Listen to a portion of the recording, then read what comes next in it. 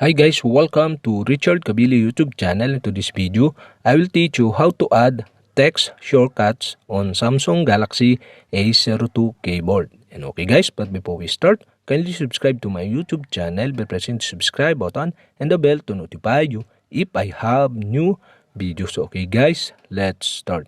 So okay guys, all you have to do is go to setting in your Samsung Galaxy A02. In settings, scroll down and go to General Management. Okay, tap this. In General Management, go to Samsung Keyboard Settings. Okay, tap this. Here in Samsung Keyboard, you can see the Smart Typing. Okay, go to Smart Typing.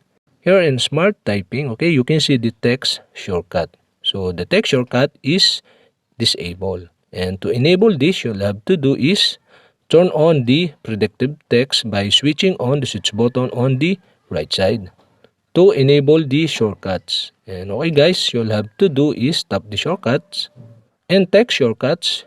Okay, create shortcut for frequently used phrase. Type a shortcut to see it as a text suggestion. For example, you could set example@samsung.com to be suggested whenever you type email. So okay guys, we can try it. Okay, we have to create the text shortcut. So you'll have to do to create the text shortcut is tap the add button on the upper right side on your screen. And the pop-up bar show, okay, now you can add the shortcut. So okay, enter shortcut phrase. So you'll have to do is enter the phrase. For my example, I type email. Then now you can create the expanded phrase. So okay, you'll have to do is enter on the second column the expanded phrase. Here in expanded phrase, okay, I add the richard@gmail.com.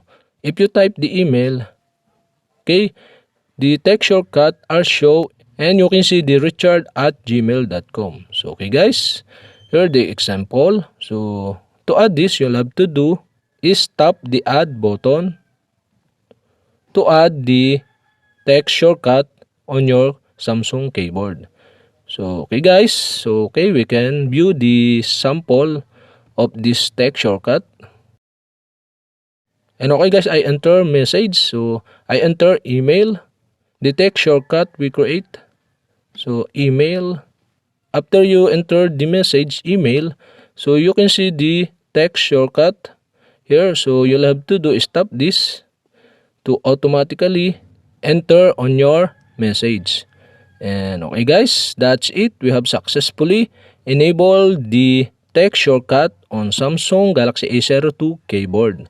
And okay guys, to disable again, you'll have to do is, okay, here the text shortcut, you'll have to do is delete the shortcut, press and hold the shortcut, and you can see the delete button on the upper right side on your screen. So tap this to delete the shortcut or text shortcut. Tap the delete button. Then that's it. We have successfully delete the shortcut and go back.